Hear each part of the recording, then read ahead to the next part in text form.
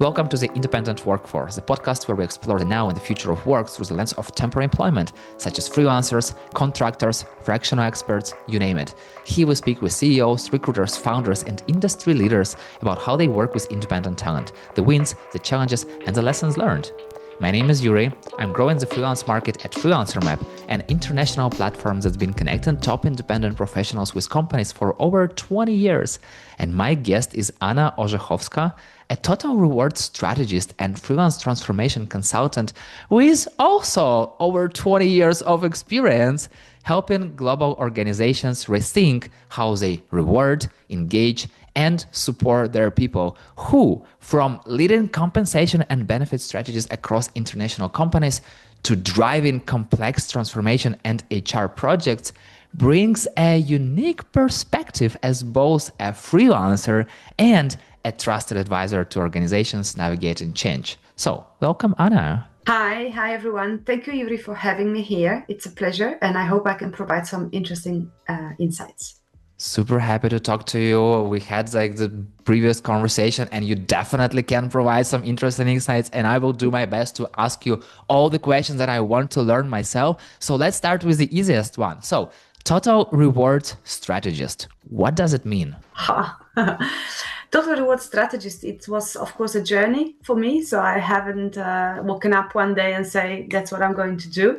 And I've been working throughout consultancies and then internal roles in the companies, and now also for 7 years as a freelancer, basically exploring and looking into how can the companies invest in their human capital in the most cost-efficient way, but with the best outcome for the employees in terms of the value proposition, in terms how they feel appreciated and recognized in what they do. And I definitely did not want to continue with this, as it used to be in the past, police role, that comp and ben is just a written policy on a piece of paper, and then everybody has to comply, but more thinking, how can we embrace that relationship that the employers have with the employees, be it freelancers, be it employees on the contract, and make sure that every euro that is spent, and you can only spend it once, is spent wisely, and it brings the value to the company, to the individual, and to the society. So the strategist helps the companies define for their specific context how they need to do it, how they need to change, how they need to adapt their behaviors. Sometimes it's the communication, sometimes it's the whole offering of what they have in their rewards portfolio. So you told that you entered the freelance market 7 years ago, and I'm curious, what is your story? Why did you decide to go independent? I think there's many reasons for all of us. What I like to do is definitely I like to work on interesting projects. And as you can imagine, if you stay as a head of compensation and benefits or head of total rewards for a given company for a certain period of time, then you can redo your own work, because you kind of either you did it right and then it's done and you're happy, or you did it wrong. So you can try to do it again. And being a freelancer gives me that amazing opportunity of going out there and meeting fantastic people and helping them without that expectation that I stay there forever, which gives me the fulfillment, and it helps my curiosity about, how the companies function, how they go about and meeting new people. And it gives them the advantage of having a fresh perspective from the outside and my expertise of 20 years, more actually than 20 years, of doing reward, right? So I can quite quickly scan what's their reward landscape, what they're doing great, what they need to improve, and maybe what they should stop doing. And in that way, I can help many companies rather than just one. So I think that was the main reason, just having that joy of bringing value time after time, rather than going into that operational, little bit more boring for me. I'm sorry, I apologize, reality. And I don't say that reward is boring, but I just really like to work on transformations, merger and acquisitions, the big impactful things that happen in the companies once in a while. They don't happen every day. You mentioned helping many companies, and I already see it as a red flag for many other companies out there, because they usually want to own a person. They want this person to sit in their office from 9 to 5 and not going anywhere. And they are even ready to pay this person much more money just to keep them in place without actually tapping into the independent talent and get experts like you are. So I'm curious, from your experience, what is the difference between having a full-time expert in this role that you're specifically working on and having an independent expert like you are? All right. I think both are needed. So I definitely don't want to say that now everybody should go freelance. It's a very specific way of living, and you need to have enough self-confidence and I think experience and skills to be able to go out to the market and offer this.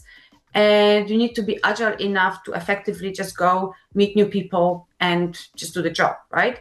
So we are all different, and that's what makes every company richer, is that diversity. And that's why I do believe that combining what is the best of both, the permanent employees, those who are loyal, those who know your company inside out, and the external expertise, it's actually a perfect match because it's diverse. Everybody brings different elements to the table. And then effectively you have somebody with the knowledge of your company where there is no go, where there are limitations, and you have somebody who is able to challenge and to bring new perspectives. And then probably in the fastest way, you can actually get the best results, right? And they can be complementary. I worked on teams where the people, were there before, we work together and they are still there and they're happy and they deliver wonderful work. And I like to think that they enjoyed that relationship we had because we also learn from each other a lot, right? How much you can learn on a job, which in a way is quite unique. Often in a company, you may have one comp-and-ban person for 1,000 employees or more. And so they are pretty lonely often, right? Because of course they have the HR, they have the leaders, they have the employees, but how about having a sparring partner? How about having somebody who maybe has done this specific project 10 times over again, who might know all the pitfalls? And with the AI tools, of course, we are all helped and we can ask a lot of questions to the AI, and it would be like, scrolling through library in a month of time and you get really nice answer from your agent. But then again, I do strongly believe that the human touch and that strategic way of thinking forward is the value added that we can bring both as freelancers and as internal employees. And putting us together is definitely a great choice. So I don't know if that answered the question, but I do think that it's perfectly compatible. And to the second part of your question about rewarding people and trying to keep them in at all costs, I'm a reward person. I don't believe, and I'm speaking against myself. I mean, in 20 years plus, there is no money on this planet that will keep people in a golden cage. If they're not happy, if they don't feel appreciated, if they don't have right, well-being and the fulfillment in their job, you can throw all the money you want on them and they will leave.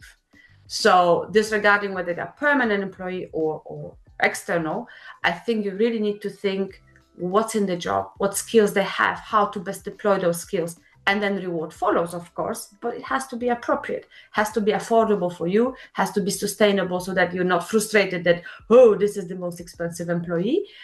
And at the same time, it has to give them enough comfort to function, right? And so I do believe that if you have a comp-and-ban on your payroll, or it could be IT professional or any other expert that you have, and you have that major project coming in, right? So the workload will increase gigantically. Please think about having external help because you will wear them off. It's, they will probably be interested and they will want the challenge and they would love to participate. But if nothing is taken away from typically already quite full job, then it might be very difficult for them to actually function and learn from that new experience. So you might then wear off. And typically we see people leaving the companies, there is so-called a bonus exodus. So they wait until the bonuses are paid out and then they leave.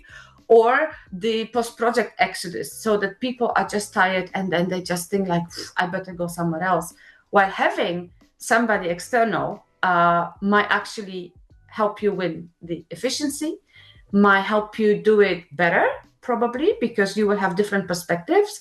And the people who are permanently working, they will also appreciate the challenge and they will, of course, contribute to that project and feel fulfilled, but within reasonable boundaries. Or you can do something else. You can say, I want my permanent employee to develop and I want my permanent employee to do that project. But then for, the back office activities, why don't I just have some help so that it's doable? And in long run, it will prove fruitful because you will not have to replace the person that you might have lost. You will not have to fix the project. You have the appropriate change agent in place, and so on, so on. So I could list a lot. So I hope this answered because the question was dual. Actually, it was not an easy one. I didn't promise easy questions, No, you did not. and also from this independent talent perspective, you mentioned this project and bonus exodus. I feel like that's exactly what also helping to overcome those things. Because if you hire, let's say, a freelancer or contractor, you name it, for a specific project, of course they will quit after the project unless you create another project. And of course they won't wait for bonuses because they're there to deliver task and then go out on another task to another company, or maybe on another task with your company. And also to a point of having a great mix of both sides. And I would even say we are even adding AI. So having a mix of like full-time experts, independent experts, and AI. That's something that people currently use, call blended workforce. And it's like one of the best things that we can have on the market and overall on the workforce. And that's something that companies like Google, Microsoft, NASA, OpenAI, and many, many other, I'm not talking just about tech giants, but a lot of companies are already implementing the things. And for some reason, they're growing. Maybe there is some kind of example in that. And also you mentioned the word expenses. So when we talk about expenses, about independent talent, one of the main things that people think about that it's like very, very high expense to hire an independent talent. So I'm curious, from your experience, what are the main biases that companies that want to hire freelancers or independent talent have around specifically expenses part? All right.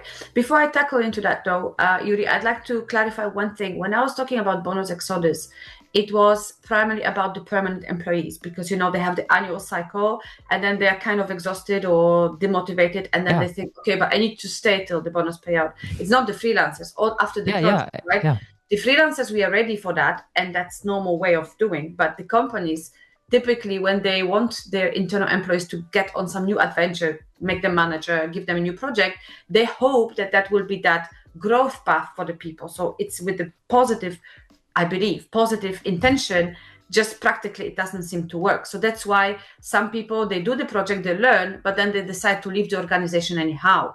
So what the companies try to achieve in the first place is to retain their employee, actually demotivate them. And that's why I say, get extra help on board. So sorry for not being clear. This episode of The Independent Workforce is brought to you by FreelancerMap, the home of freelancing. Whether you are looking to hire top freelance talent fast or a freelancer ready to find your next big project, FreelancerMap connects the right people with the right work. No endless job boards, no guesswork, just direct access to verified experts and opportunities across the globe. Visit freelancermap.com and start building your next success story today. I also want to add this, like before we jump into expenses part, I recently read in the book about Netflix how they approach rewards. So they go to the market and then see what is the highest paid for this specific role. And then they also encourage, at least it's what's written in the book, and then they also encourage people in the company to go on the market, to go specifically to different interviews and to come back to management and say, hey, I'm getting this, and in this company they propose this. And usually, if there is a valuable expert, they are keeping their salary at the highest level and even a little bit higher than on the market. And also they wrote that they do not go for a bonus system. So they prefer to pay people the highest salary on the market to keep them inside and not to wait for this bonus exodus, as you've said. So what do you feel about this strategy? Oh my gosh, I would definitely not dare to comment on the book I have not read, nor the strategy I have not seen, because it's probably just a part of the story. I do strongly believe in the incentives, right? So I do believe that good bonus is going to motivate people to stay and will not lead to the exodus, and good leadership will prevent that from happening. So again, don't get me wrong, I definitely am in for people having their bonuses and good incentive plans. It's just that what research shows that people often leave. And that's why we as reward professionals have to make sure that the incentives we design and the training we provide to the leaders about those incentives keeps them intrinsically motivated, so that they can immediately see, if I do this, that's going to pay off, either in recognition by my leadership, by achievement of certain deliverable, and or bonus. But anyway, so paying just the cash high above the market, that's a very interesting one. I can tell you that I know a company that by philosophy, when somebody comes and says, I earn 100,000 at this employer, they say, we're going to pay you 95,000 and you're still going to come and work for us because we are fantastic, right? So, I mean, what's in the package? I think it really all depends on what you as a company want to achieve, what the employee wants to do. And I said at the beginning, I do not personally believe that throwing money at people can keep them motivated and performing all the way. There's much more to play than just euro or dollar figure. But so talking about expenses, so nicely we went to your other question. I do sometimes hear that from recruiters, and less from the companies actually, that their feeling is that, when you tell them the daily rate or hourly rate, it's like, oh gosh, this is expensive, it's a lot of money, right? And there are plenty of reasons for that. First of all, most of the people who are paid by month or talking about annual compensation for themselves, when they hear hourly rate, they don't even realize what their hourly rate is.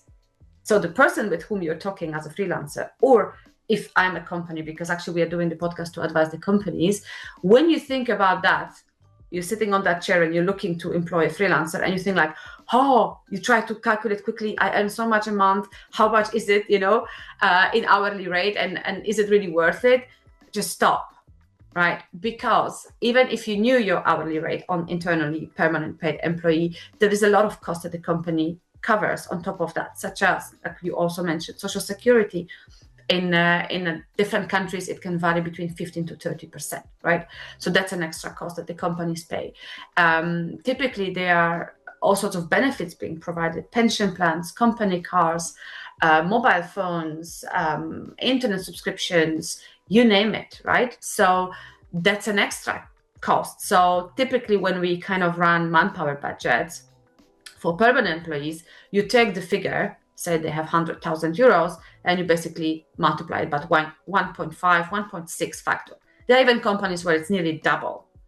So knowing that that's the cost you have for your permanent employee, then what you pay for your freelancer basically might look completely different, because you don't pay them their social security, you don't pay their car, you don't pay anything. It's all included in that daily or hourly rate they give you, right? And on top of that, if they're on vacation, you don't pay them.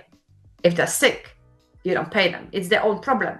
So in that sense, that's what they need to calculate into their cash efficiency, right? When they make a business plan, because believe it or not, every freelancer is also a little bit entrepreneur, a little bit of finance person, because they have to. Not everybody has enough acumen, but a lot do. So they have to, before they start, they have to make some kind of a business plan. They have to think, okay, what do I need to make my ends meet, to save for the time when I'm not working, when I'm sitting on the bench or enjoying some, somewhere on vacation or hiking or whatever they do to relax. And all of this is not your worry as a company hiring freelancer. Again, I do strongly believe that the whole package that is provided for permanent employee is there for a reason. And you definitely want to maintain a workforce that is stable and that is there with all of the benefits hanging on it. But when you compare the cost, let's try to really compare the true value of both. And here, if I may, if there is any tip I can give, and I'm not going to make myself here popular, but you told me I didn't have to make myself popular.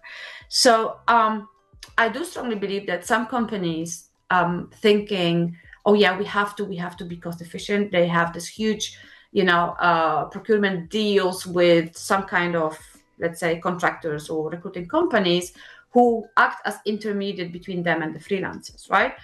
And then they negotiate with them and the terms and everything, and it's all fine. And then what happens then is the poor freelancer who is then asked, oh, you have to reduce your daily rate because, well, actually the price that the client is paying is 20, 30 or 40% more.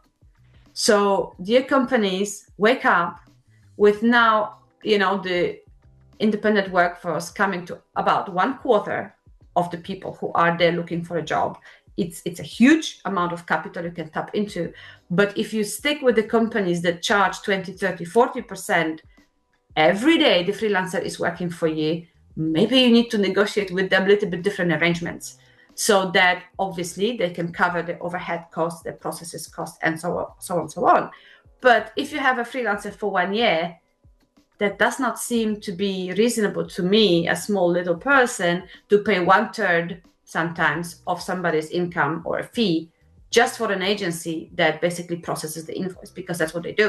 And the funny thing is that your finance team also has to be involved. So they don't completely let you out of it, right? They send you just the bigger invoice, one accumulated. So you have to figure out how much that brings efficiency for that additional cost. But I think that's a real one key takeaway that the companies can take is just start thinking, how can we collaborate, of course, with the companies that are intermediaries between freelancers and us, but maybe let's make it a bit more fair and try to save costs where you can save costs. You cannot save costs on one individual freelancer whose whole life depends on that job, but maybe negotiating with the big players on the margins that they actually are having on those little freelancers, that's maybe a better idea. Just food for thought. And to a point, I know that if we're talking about like big corporates, they will never work, at least, who knows, maybe in the future something will change. But for now, they are not working with independent talents like one-to-one. They're always hire them through someone, as you've said, through some companies or some agencies, because they prefer to work with B2B clients. And I'm curious, is it your experience the same way, or do you have an experience of working with such corporates, like big companies, big organization, as an independent person one-to-one? I do have such experience. So I usually work directly with the companies, with my clients. I have returning clients. So I have some clients basically since day one, and they keep on coming back for some smaller things. I have companies for whom I worked a couple of years where, yes, I was negotiating with the whole procurement team, 3 of them, and just me, little Anna. So yes, it does happen. I do think that it's easier for them to manage just because a lot of freelancers, they will not accept payment terms of 60, 90 days and so on, simply because they have to pay the taxes ahead of time. So by the time they would get their first invoice paid by the customer, they would need to take a loan or take their own savings. So I think there is definitely value added in working with the intermediate companies, but it doesn't exclude an idea of working with the freelancers directly. And I also understand that everybody wants to optimize their processes. So maybe in finance teams, there could be an option, okay, a small B2B payment terms up, and it also goes automated, right? We all have to make invoices nowadays in many European countries. As you might know, the invoicing is basically online. So everybody has to make it online. So it's easy peasy. And if it's just a discussion about the payment terms, I do generally believe if there is a will, there is always a solution. There should be a solution. But again, I don't think that somebody in finance, some poor accountant, should sit there and kind of manually process these invoices, because that's not what should happen. But maybe in designing the automated payment processes, there could be a little checkpoint which would say, okay, a small business up to 5 employees or so, we can have a different payment term. So that would be one. Second, I think that depends a little bit on the role, actually. So a lot of roles in technology, so like IT and or finance, where you have multiple incumbents that are subcontracted, then of course it's easier because you work like with that external agency and they have the network of those consultants. So if one falls off or if you need extra hands, they know your company, they can quickly help you. So definitely. But in the situations like mine, where basically you kind of have 1 or 2 people like that in the whole company, and the project is quite specific in scope from A to Z. So you need somebody to transform your reward strategy, or you've just acquired a company and you need somebody to harmonize all of the, what happens, the HRIS systems, the payroll systems, the reward systems, then most probably you will not have this kind of research via the agency, but you will probably try to find somebody like me directly on the market.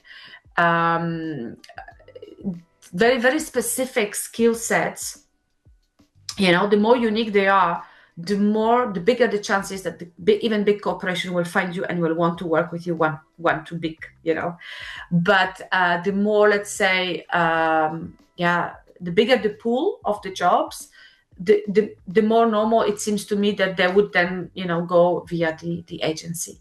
So in my experience, I barely work with intermediaries these days. And if I do, I work with the intermediaries that do not charge 20-30% on my back. So we have a different arrangements, and their clients also. So they basically, it's like with executive search. They say, we need this kind of profile and we're happy to pay X euros or dollars for that profile. And that's it. And then we negotiate the fees directly with the customer. So they indeed help them recruit, they search on the market, but then the negotiation of the daily rate is between the customer and the freelancer. So there are agencies like that too. And I do believe that they are going to outpace those who just go on a specific percentage of a provision. But I already said that before. I also believe that, to your point, that agencies, recruiting companies who are in between freelancers and organizations, they are also moving into more flexible approach nowadays. Because like before COVID, it was like, especially if we are talking about programmers, it was like super easy. Everyone needed a programmer, and agencies could easily charge whatever they want, and everyone was happy. Now, like the situation is changing. It started changing after COVID and the war in Ukraine and all the stuff that's happening in the world. So, as to your point, some of the companies that I had, for example, experts on this podcast before, and some of whom I know personally, they always are very open and honest with both sides, and they tell freelancer, "Hey, here is the budget we receive from this client. Here is our percentage. Like, here is your hourly rate. Can we somehow match it?" And then they not just negotiate, as you said, on like this small little Anna, but they go and negotiate on both sides. And I know that there are a lot of companies out there who are recruiters who are actually advocating for freelancers. And then also they're educating companies that, hey, here is what you get. Here are the benefits. Here is what you save. Let's increase this budget, or like let's like talk about something else. So also coming back a little bit to blockers. So what I heard from what you've said, so there is a difference in payments if we're talking about working one-to-one, like 30, 60, 90 days. Then companies, organizations, they don't usually have access to pool of independent talent. That's something that recruiting companies has. And compliance. Of course, it's easier to sign a contract with one agency once in a time, and then do not care about like going through each individual all over the time. And then it's like, even building a community of freelancers, for example, 100 people, and then you have to go with this 100 people through all these compliances. So from your experience, from what you see on the market, how can companies avoid the things? Like, what should they do to make independent talent hiring easy? I actually think it's already happening a lot, and thank you for really capturing those things together. I think they all play an important factor. So also freelancers, we have to be adaptable, and we have to kind of know our market, or which companies we want to work and why, and we have to be flexible and not insist like, I want my little paper, right? So it's on both ends, and I think that evolution is already happening, and maybe before we know it, we will actually start seeing jobs that are basically freelance talent acquisition people just internally at the companies. If we believe the forecast, it's going to be about 43 million people just in EU who are self-employed, right? So we have to start thinking about going around that. I think there's one thing I want to say is, like in anything we do, just treat the independent workforce, treat the freelancers like you would like to be treated yourself. It's just that simple. So if you would expect to have a working computer on day one, well, the freelancer expects that too. And moreover, you pay them. So if they're sitting having coffee with your IT department because the computer is not ready, then you're paying them for nothing, right? And also in terms of recruitment, I think, and you had it on some of your previous podcasts, very, very interesting conversation where I forget the name of the gentleman, but he mentioned that, ideal scenario would be the talent acquisition working hand in hand with the procurement, right? And that would be the ideal relationship. I would just add the hiring manager to this, because for me, yes, it's you are buying services, so it's business to business. So the logical thing should be indeed procurement, because they understand the terms, they can negotiate best for you, they can research, the market, what's reasonable, so that you're not overpaying. But at the same time, you are trading with people, and you are going to kind of semi-employ them in a way, right? So it has to be matched. It has to be matched with the hiring manager. It has to be matched with your culture. And it's win-win. If it's done well, it's win-win for the freelancer, and again, for you as a company, because the biggest chance of having the success of a mission and the deliverables delivered in time, as they should be, is when you have that good match. So my strong plea would be to combine forces, to build cross-functional teams that focus on freelance recruitment, and maybe don't consider it anymore as, okay, if we have no other choice, but really no other choice, we've been looking for somebody for 6 months, start thinking now, well, a big part of the workforce is self-employed. According to Forbes study, 61% at least does not even envisage going back to the permanent contract, right? So we need to start getting prepared. And a lot of companies do that. Just don't see recruiting freelancer as the final last resort option. Maybe see it as the first option. If somebody tells you, hey, I'm leaving, and I'm leaving in 2-3 months, and then you think like, oh gosh, we have to find the replacement, it's such an important role. Well, why don't you just tap into the pool of the people who can come, be your plug and play, help you fill the gap, and then give you the time to really find the perfect match for the future. And please do not torture that consultant who doesn't want to be permanent to stay. Just use it as the first option to say, okay, this talent is really flexible, it's agile, can help me sometimes 2 days a week. So 2 days is maybe better than having no one for 6 months. And believe me, I did end up in such an environment where I had to come when there was no one for 1 year. So things that I found is you just don't want to hear about those, right? So don't think about freelancer as the last option. Start considering at least as an equal option, or in some situations, maybe as your first go-to option. If you have an extra workload, if you have unforeseen projects or foreseen projects, but they're going to hit us, or if you feel another idea, say you recently promoted somebody to become your CFO, right? Very, very responsible job. And typically you promoted somebody who's been bright, who's been doing excellent, who has good experience. And guess what? They might do fantastically and they will thrive, and that was a great thing. But maybe they would be better off, and they would even develop better if once a day they could have somebody, an elite expert with 20 plus years of experience next to them, helping them through some difficulties that they might have, that they want to spare with some other expert who's seen many other companies. So I think the tip would be, and it's happening already for IT, for programmers, like you said, developers, it's all done. Marketing, communication, it's all done. It's business as usual now, but maybe it has to be business as usual for everyone. That's what I believe. Yeah, and when you were saying, also 3 people came to my mind. So first of all, the person that you mentioned who came with this role on the edge of hiring and procurement, Ray Culver. And also, as you've said, that companies are already doing this. So you reminded me of Steve Rader, who was building an open talent initiative in NASA. So they were doing it for decades. And also Yurii Lazaruk, who've been building it in Microsoft. So they have own community of freelancers. Of course, it's like a very small part out of like the whole people that they hire, but still they do something.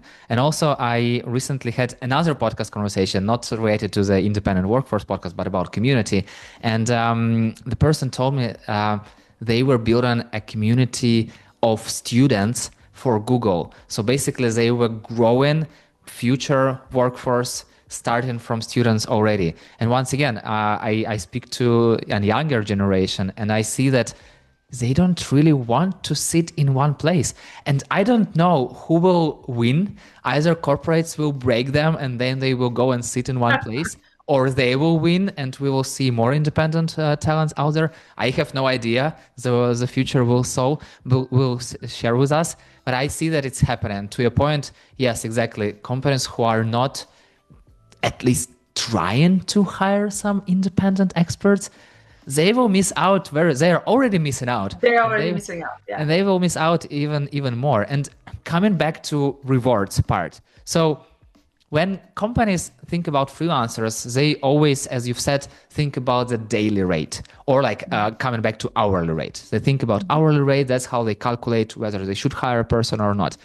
But how should, like, from your over 20 years of experience, professional point of view, how should companies think about reward systems when they hire these independent experts, when they hire these freelancers?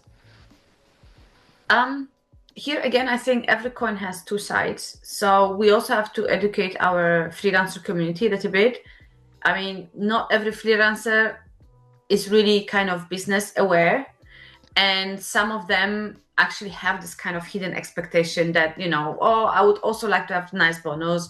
Maybe I would like to have a better computer, So I think to the defense a little bit of the companies, why they also still think about this is that some of the freelancers also did not yet cut the umbilical cord. And so they really still think in the setup of, hey, I was employee and I should have so many vacation and ideally my client should pay for it, right?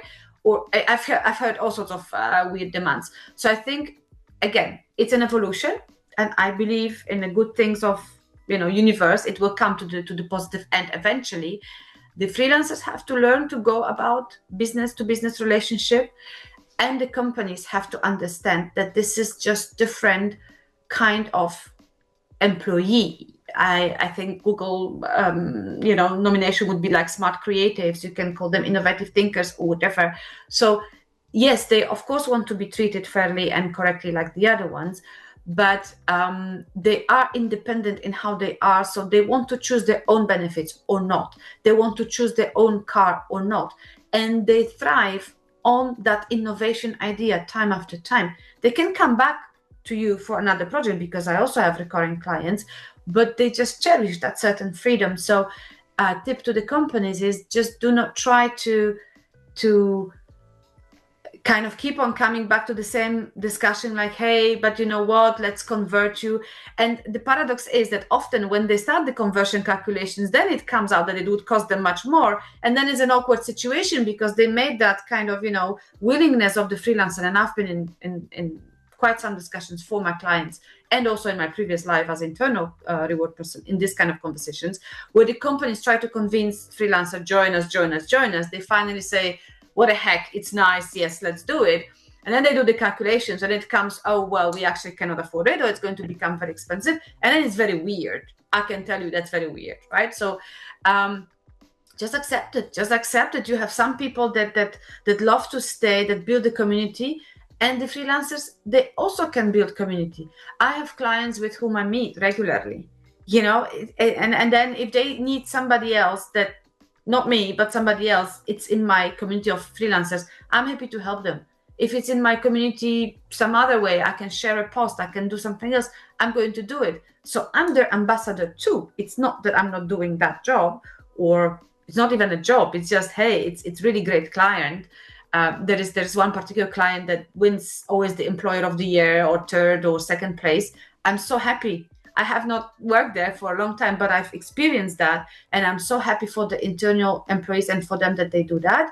But they also quite quickly understood indeed that the external workforce and tapping into that potential is the solution for efficiency, for best practices, from the market, fresh perspectives. It's often people say when they have a new hire, oh yeah, come and challenge the status quo. Tell us. Well, that's what the freelancers do for you, right? So again, I repeat myself maybe, and you've had it in many other podcasts. I think the companies just need to treat the freelancers fairly. Of course, it's the right to negotiate and pay a fair price. Yes, but do not always compare to, okay, how is it the internal force, or yeah, if I ever want to hire them, then I have to pay them more and such. It's just two different things. But the relationship is genuine. I think between a good freelancer and a good company, the relationship is genuine, and that's important. And if your freelancer says, I like to work from Bahama, I'm not going to come to your office unless it's very, very, very, very needed for that one conference, then don't make them come to your office. At the end, you pay them for the expertise and for what they bring in, and you can very easily judge the results. And here I think we come for another problem, that not every leader or not every company can actually judge the results by the output, by deliverables. So they're afraid, and then they say, we have to see them, we have to control them, we have to put them in the contract, because then we have that punishment ways, which is a little bit of an illusion in reality. Because paradoxically, also freelancer, if you're not happy with the deliverable, you just say, well, sorry, I contest your invoice because you did not deliver in time. They can do it. They cannot do it to their internal employees, because in most legal jurisdictions, if there is a fault, that's the fault of the company and not the single employee. So that's a very important risk that the freelancers are also willing to take for you. So I think more important than the reward is actually the mindset of how you go about it, and respect the freelancers in, if they tell you that's my daily rate, most probably they know what they're worth. It's been proven by the market needs, and the value will be proven very quickly. Within a couple of weeks, you will see, yes, that's great investment. So I guess that's it. And then one little legal tip that I can give that some companies try to do when hiring freelancers, and it's both for freelancers again and the companies, sometimes they do try to offer them bonus. So they want to give that, carrot at the end. Please don't call it bonus, right? Because then you open, of course, the Pandora's box to the authorities and to whoever wants to come ever and challenge whether there was real employment or freelance relationship. That's one of the key factors that's going to say, yeah, you paid them bonuses like you paid for the other employees. It was your employee at that time. Instead, you can say, okay, we sign a contract for that daily rate, and if you meet that deadline by minimum or maximum like that, then we are happy to increase this, or we are happy to pay you that extra for that specific deliverable. Because then indeed you can link also a little extra motivation for your freelancer to deliver maybe faster, maybe more throughout, whatever your criteria for that delivery would be. So from the reward kind of compliance perspective, that's one tip I can give for the companies to think about it. And do not subscribe freelancers and contractors to your internal bonus schemes, because it's quite risky. And also it doesn't seem to trigger most of the freelancers, because they just have a little bit different mindset. Now, I also see that currently we have this thing both on organization part and also on governmental part, that there are B2B vendors or like counterparties, partners that you are working with, that you are buying some services or stuff from, and then you have full-time experts. And freelancers are your B2B experts, and something in between, and something that people people who are in power, who are creating all those rules and taxation system and all the things, they also have to remember about that there is more than one way to be right. Okay, there is more than two ways to be right, and there is another power that is growing, and that has to be also met where they are and also cherished. And as you've said, freelancers are always challenging the status quo. They're coming with extra experience, they're coming with extra knowledge, and they can help companies grow faster without specifically trying to hire someone from another company and spending for this like 3-6 months and a ton of money. They can basically tap into this world very, very fast in like 1-2 weeks and get this expertise and get this challenge and get this knowledge of the market already. So it's basically on top of their fingers. So who knows? Let's see how it happens. But I see like with experts like you who are also advocating, like you are a freelancer yourself and also advocating for the world, I believe that the world will be a little better. And I wish to have the sky as the limit, but time is the limit to our conversation. Yeah. So the final question. What advice would you give to companies just starting to use freelancers and to freelancers entering the market? 2 questions again. Okay. One last advice to the companies, other than treat them like you would like to be treated yourself. No, just kidding. I think you've got this. You've got internal processes as a company to hire talent, right? You're good at it, I'm sure. So try to take the best practice of what you have. And indeed, some of Insight's educations, like from Freelancer Map, like from ask even, Claude or whatever AI tools you're using, what the key differences are, and try to adapt and just go for it. Just go for it and see what can happen. And at the same time, educate your people to be open-minded and to collaborate. The freelancers don't come to steal their jobs, they come to help.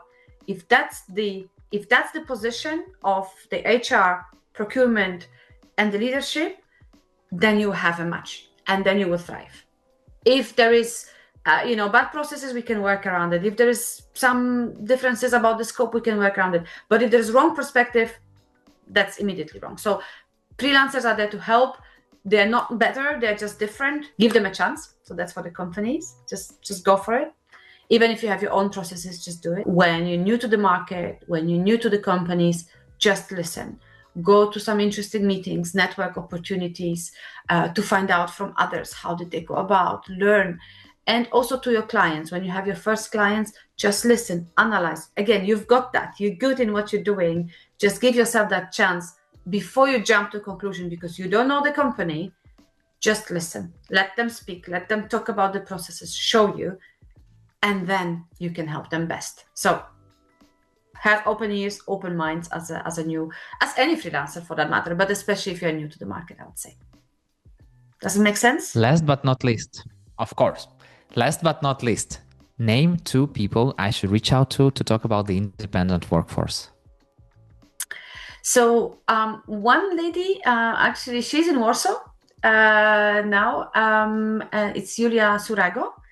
She's been also in HR for many years, and she's working about strategic HR transformation projects. So I think she could be the great person to help HR and procurement communities to understand, what they can improve further from different perspective than mine in working with freelancers. And she's become freelancer herself about a year ago, I think. So that could be interesting. Simon Sinek, of course. I don't know if he's on your list already. And then I thought about somebody else, but I would like to check with him if it's okay to give his name. Okay? I will follow up on you on this person. And Right. What is one question that I should have asked you about the freelance market but didn't? What's my biggest fear for the freelancer market of future? So what's your biggest fear? God, you know what I fear is that somebody at some point, again, probably the legislators will start thinking like, nah, we don't like that kind of freedom. We want to protect them from themselves, right? And they will start imposing rules, administration, complications, and such. Then basically the freelancers, like doctors, like many other professionals, will have to cope with so much admin and rules that will kill all the fun of it. So I think that's what I fear the most. Thank you so much for, first of all, growing a freelance market by yourself, as being an example for companies of how to work with freelancers and how freelancers are amazing. And thank you also so much for sharing this experience. Of course, we didn't have all the time in the world. We had, as you've said, just 45 minutes. Still, you've already shared like a whole blueprint for companies how to hire and reward freelancers in the way of them feeling not just an extra hands, but feeling as human, feeling as expert, feeling as someone who actually matters. And I believe that it's very important. And thank you so much for raising this question and sharing your thoughts on this topic. Thanks so much, Yurii. Thank you for listening, everyone. Thank you. Bye-bye. Anna, thank you very much, and see you in the freelance market. And for listeners, thank you for joining us on this episode of the Independent Workforce. I hope you've taken one step closer to working smarter with freelance talents. If you enjoyed this conversation, subscribe to learn even more and share it with your colleague. And remember, the future of work is now.